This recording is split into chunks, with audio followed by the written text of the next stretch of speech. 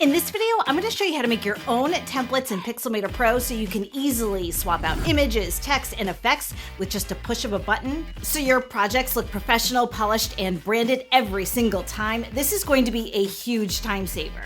This feature is super buried in Pixelmator Pro, but I'm going to show you where it's hiding. You guys, this is going to be a really good tutorial. The project we're going to be working on is a YouTube thumbnail template for a fitness creator. But even if you don't make YouTube videos, these techniques are going to save you tons of time if you make a lot of branded content. All right, let's just jump right in. So let's open up Pixelmator Pro, and I'm going to create a new document, and I'm going to use a 4K video aspect ratio. Now, because this is a YouTube thumbnail, I want to include an image of the content creator's face, really common on YouTube thumbnails. And so what I've done is pulled a still image from the video, and I'm going to import that still image right into Pixelmator Pro. Now, I'm going to generate multiple versions of this content creator making different expressions and build those into our template so you can select the right expression for whatever that particular piece of content is that you're making your thumbnail for. Now, you're gonna see me do this right inside Pixelmator Pro. That is because I'm on the subscription Creator Studio version of Pixelmator, which recently added the ability to do image generation right inside the app. But even if you're not on the subscription, you can just generate images like this in any other AI like Gemini or something, and then bring those images into Pixelmator and pull them into your templates. So here's the method for creating these AI generated images in Pixelmator. So I've got my still frame here, and the first thing I'm going to do is right click and duplicate it. This is super important. I would always recommend keeping an original version of your image. Now on the duplicated version, I'm going to right click and navigate down to replace layer and select generate from image. Now I'm going to get this new pop-up window, and I'm going to type in a prompt. So I'm looking for a head and shoulders shot of a man, and I'm going to have him smiling. And then I want him over a plain white background. This is going to be really important. So I'm just going to hit the up arrow to generate. It's going to think for a second, and it's going to generate my image. And I can arrow back and forth and see a comparison between my original image and my new image. If I'm happy, I hit the insert button, and that's going to actually do the work of up-resing my AI generated image. You may have noticed that a lot of AI generated images are very low res. Pixelmator Pro has a built-in up-resing feature called super resolution that you can find here in the top right of the screen. So if you're bringing AI generated images from another app, you can up-res them right inside Pixelmator Pro. So I've got my image here. Now I'm going to duplicate that image and repeat that process, generate image from, and I'm going to make multiple versions of this content creator with many different expressions.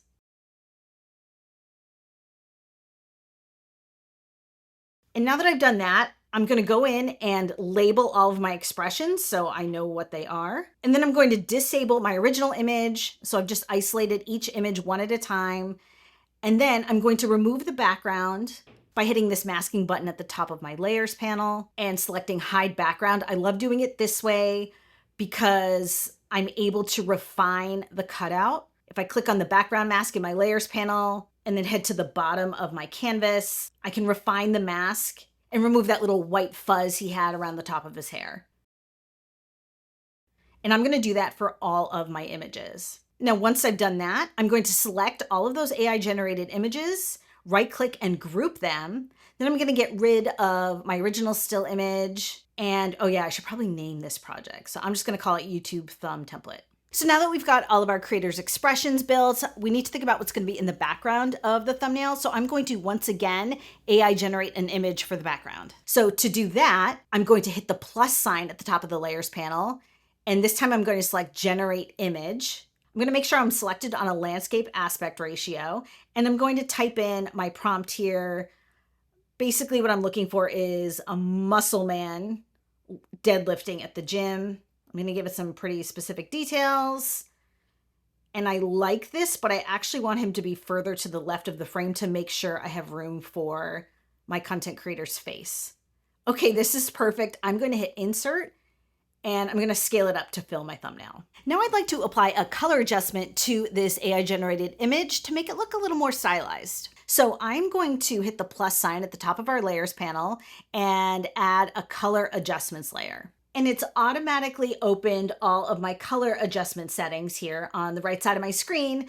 And of course, I have all these presets at the top. I'm just going to click through these different presets and find one I like. I actually like this one, number 5. Now I like this, but for my template, I would like to be able to cycle through different color looks. So let's add some additional color adjustment layers. So I'm going to disable that color adjustments layer and then hit the plus sign again and add another color adjustments layer. And let's look at a different set of presets. I'm going to navigate down to vintage and let's just click through these. I think I like the look of this one. Now let's pick one other color adjustment options. Again, I'm going to disable that color adjustments layer. Let's add a new color adjustments layer and let's head down to urban and see what's in there. I kind of like this one here. So I'm going to leave those 3 color adjustments as options on my template. And I want to rename them in my layers panel so they make more sense to me. So these are the different color presets that I want to be able to cycle through in my thumbnail, but I also want to be able to have no color preset. So I'm going to do one more move here. I'm going to hit the plus sign and add an empty layer. I'm going to disable it and I'm going to rename it none. And then I'm going to select all 4 of those layers, right click, and group them together. A little later in this video, I'm going to show you how to really create this as part of your template. But for now, we're just going to rename this group color adjustments. I'd also like to add some texture to this thumbnail image, and I want to do that through effects. So let's add an effects layer by hitting the plus sign and selecting effects. And now my effects tools have been pulled up. I'm going to select add effect. Let's go down to halftone and let's select line screen. And I'm going to dial down the sharpness. What I'm thinking about here is that I want to reduce the attention of the rest of this image and really pull attention just to our weightlifter. So I only want this effect applied, I don't know, to like this diagonal right half of the screen. So to this effect, I'm going to add a rectangle mask, and then I'm going to hit the V key to pull up my arrange tools. And then I'm just going to rotate the mask and move it over to this edge of my frame. So it's kind of got this split angle here. And then down at the bottom of my canvas, I'm going to refine my mask by feathering it out like so. So that's one option we're going to give ourselves in our template. I'm going to give myself some other options. This time I'm just going to right click and duplicate that effects layer because I want to preserve my rectangle mask. Then let me open up my effects. And I'm going to trash the line screen effects on this particular layer. Oh, let me disable my original line screen. And let's select add effect. And let's do this one here, CMYK halftone. That could be another option for us. And I'm just going to play a little bit with these settings here.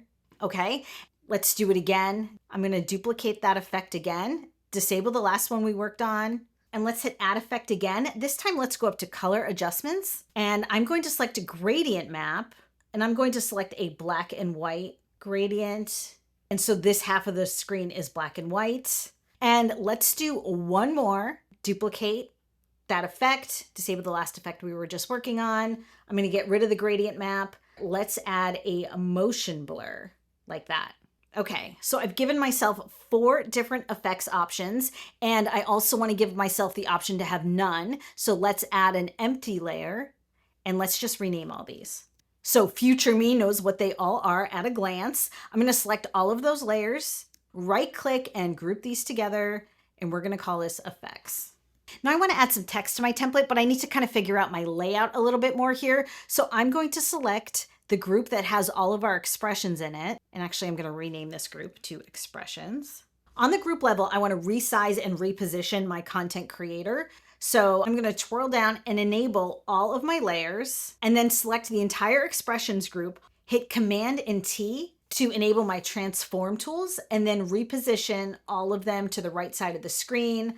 I think I'm also going to shrink it down a bit like so. And then I'm just going to hit done. Let's add a little quick color adjustment to the expressions group. So I'm going to reach for the color adjustments tool, and I'm just going to like bring up the black point just to make him look a little richer.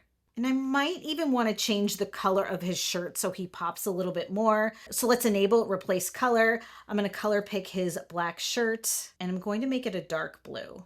Now I'm going to disable all of my expressions except for the surprise one, because that's the one I want to be set on for this template. And I think I might actually want to be cropped in a little tighter on his face, but I'm not sure yet. So for now, I'm just going to close up my expressions group. Now let's add some text. So the context for this particular thumbnail we're making is for a video where the trainer talks about all the things he sees people doing wrong at the gym. So I'm going to reach for my text tool and let's just add in some text. Let's say it's going to look like that. And I do think I could make his face bigger. So I'm going to select my expressions group again, hit Command T to bring up the transform tools so that I'm modifying all of my layers at once. And let's make his face look really big. And now I want to be able to cycle through a short set of colors for my text. And so I've pulled a color palette that I like for this particular creator from my color cube. If you don't know what the color cube is, I'll link to it down below. It is like a design tool that I really love. But basically I've got this color palette selected here and it gives me all the hex codes I need to create these colors. So what I'm going to do now is add a new empty layer at the top of my layers pane. Let's go to the color fill tool and open up the color swatch, and I'm just going to go ahead and type in this first hex code, and then I'm going to use the paint bucket and I'm going to fill in that entire layer. Then I'm going to duplicate that layer, grab the color swatch, enter in my next hex code, and then I'm going to fill that in, and so on and so forth until I have 5 different color layers. Now I'm going to select all of those image layers, right click, and group them together. And then I'm going to right click on that group and create clipping mask.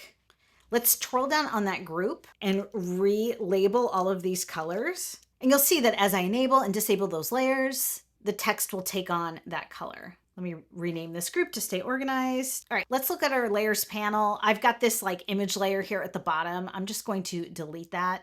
We don't need it.